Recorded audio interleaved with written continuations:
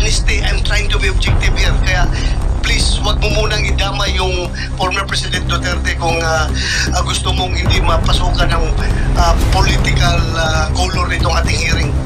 Ako, in all honesty, in the interest of fairness, just let me finish.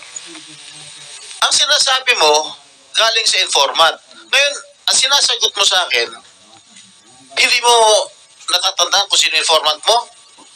Ha?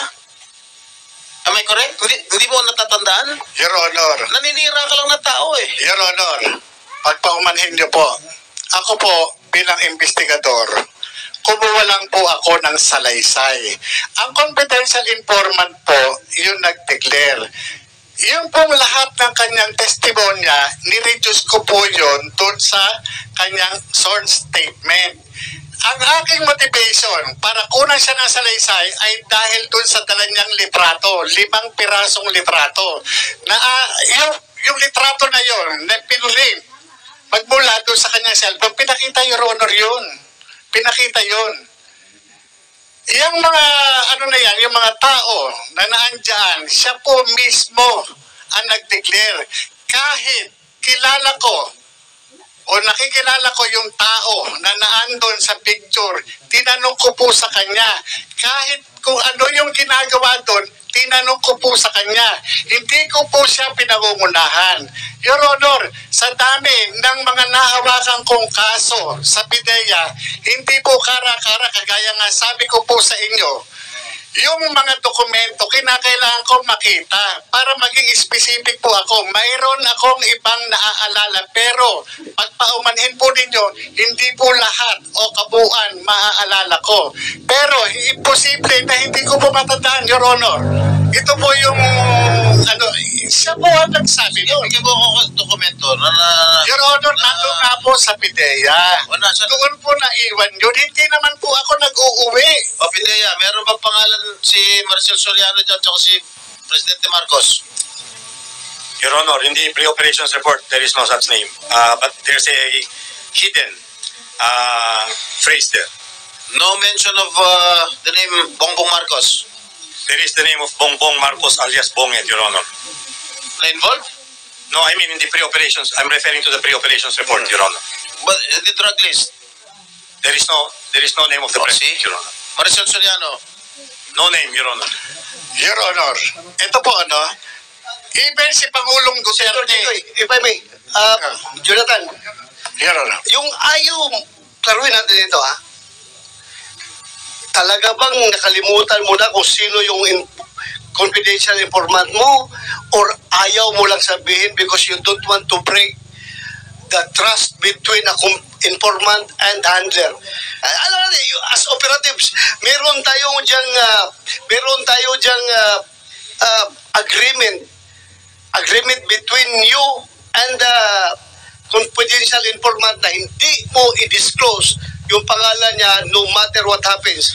So, am I correct to assume na ayaw mo lang sabihin dahil ayaw mong ilaglag yung informant mo or talagang nakalimutan mo na kung sino siya?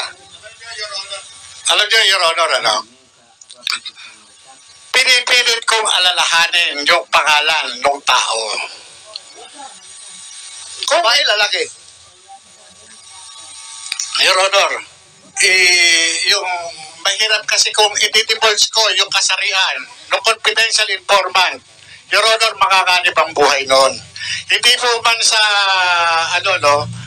yung confidential informant, Your Honor, hindi po siya, talagang makakanib ang buhay, ma-identify kagad siya. Operator ka, ako operator rin ako. Alam kong hindi ko ilaglag yung aking informant. Pero andito na tayo sa punto na ikaw na mismo ngayon, yung credibilidad mo ang tinatanong mo, baka nagsisinungaling ka dahil baka gawa-gawa mo lang ito dahil wala kang maituro na informant Ito is reduced into writing and sworn to before, sabi mo, before a lawyer ng PIDEA. That deposition automatically becomes a public document. At pag public document yan,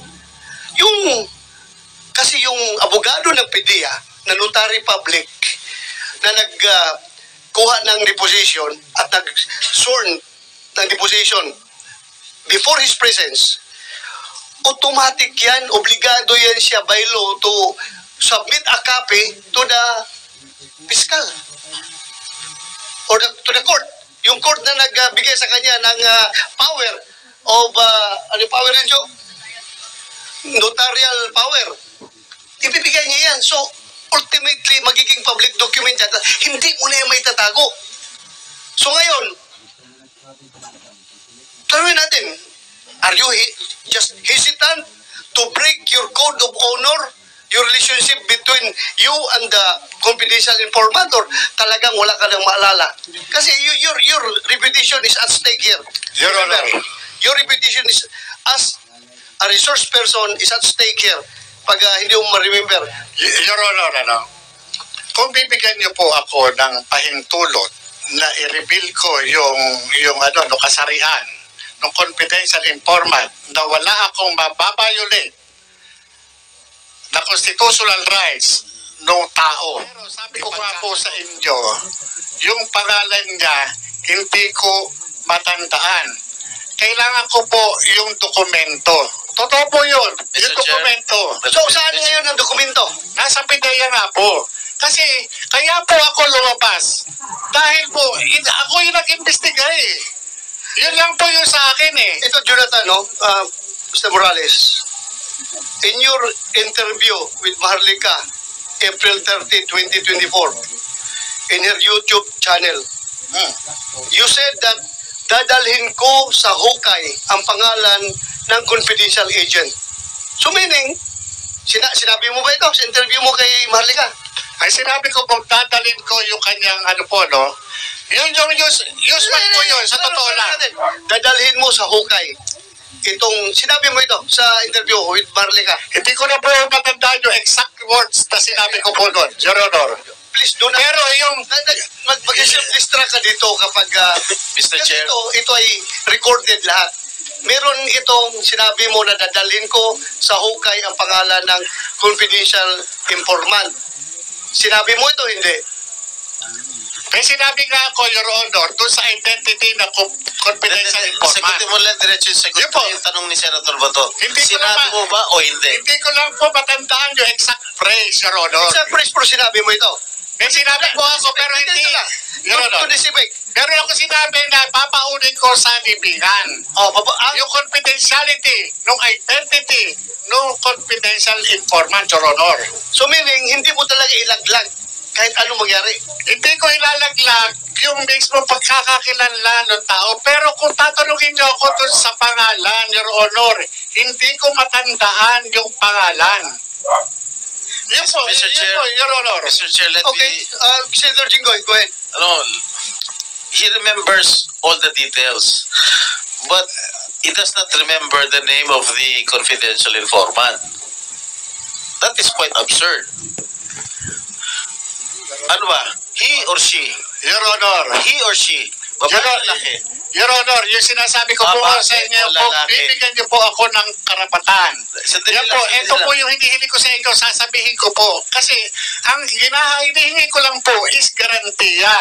Kasi, kapag sasabihin ko kung babae o lalaki, madali po siyang matutukoy. Bakit naman madali? Opo, kasi alam nun sa sirkulasyon po eh. Sila po yun eh. Sila po yun. So, magkaroon ng executive session. Gusto mong sabihin in executive session? Palalabasin namin lahat ng mga tao rito. Kayong dalawa lang, mag-executive session. Bigyan Yes, Your Honor, pagka kayo, pero yung mga pangalan, hindi, pero yung kasarian, sabi ko sa inyo, kahit hindi na po, bigyan nyo lang po ako ng garantiya na hindi ako ma-incriminate. Your Honor, yun lang po. Paano ka ma-incriminate na kasarian lang pala sabihin mo eh?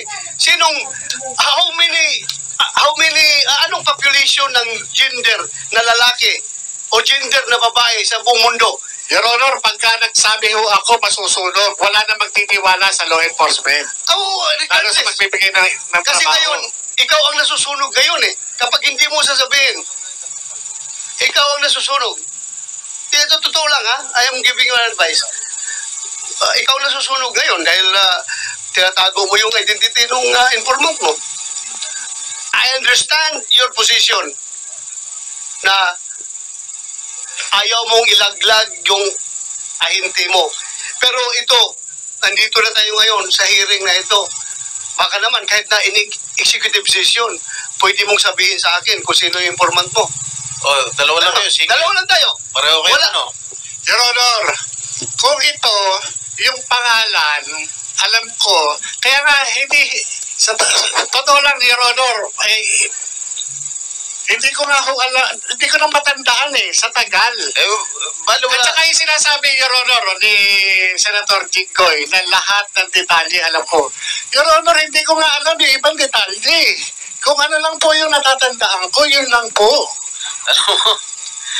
Alam mo, hindi ka paniwala itong mga sinasabi mo dahil yung mga ibang detalye, alam mo, yung ibang naitatanong namin, hindi mo na alam, hindi mo na matandaan. Ultimo yung gender nung confidential informant, whether babae o lalaki, hindi mo rin ayaw rin sabihin. Yung pangalan, nakalimutan mo. Pero samantalang yung mga ibang tinatanong namin sa inyo, way back, alam mo. Your Honor, kung mapapansin Alam nyo, mo, Mr. Jonathan, o ano bang rango mo, Jonathan? Colonel? hindi po, agent po. Ha? Agent. Agent. Alam mo, Agent Jonathan, dito, we are ferreting out the truth. Ngayon, kung yung sinisiwalat mo rito, panay hearsay, hindi ka namin paniniwalaan. Dinamay mo na yung presidente. Sinabi ng PIDEA, he was never included in the drug list. Sinama mo mga ibang personalidad, mga sikat na artista. Tinanong natin ang PIDEA, they were never included in the drug list. Alam mo, nagsisinungaling ka. Your Honor. Sandali lang, patapusin mo ako. Nagsisinungaling ka eh. Huwag mo naman idadama yung mga ibang personalidad na wala namang kinalaman. Your Honor, Okay. trabaho po yun. Trabaho ako po yung nagkapisang tumanggap lang po ako ng information. Trabaho mo na maglagay ng pangalan sa dokumento na hindi naman sila. Your Honor, mali naman po yan. Mali naman po yan. Trabaho na ba? Your Honor. Sandali lang. Trabaho mo ba na magsangkot ng ibang mga personalidad na wala namang kamalay-malay? Na hindi naman involved sa illegal na droga? Trabaho mo ba yun? Your Honor, mali po yung sinasabi ninyo. Ako po, nung panahon na yun, Wala naman ebidensya eh. Your Honor, nandun nga po sa PIDEA na Iwan. Naiwan. Sandali. Your Honor, natin sa PIDEA eh. mismong si Pangulong Duterte, sinabi po niya yan, meron siyang informasyon na yan. Bakit hindi natin ipatawag si Pangulong Duterte para, opo, Your Honor, Your Honor, Your Honor, Alam mo, I am tempted to invite the former President Duterte per your insinuations, pero ayaw ko magiging mapoliticize itong hearing natin.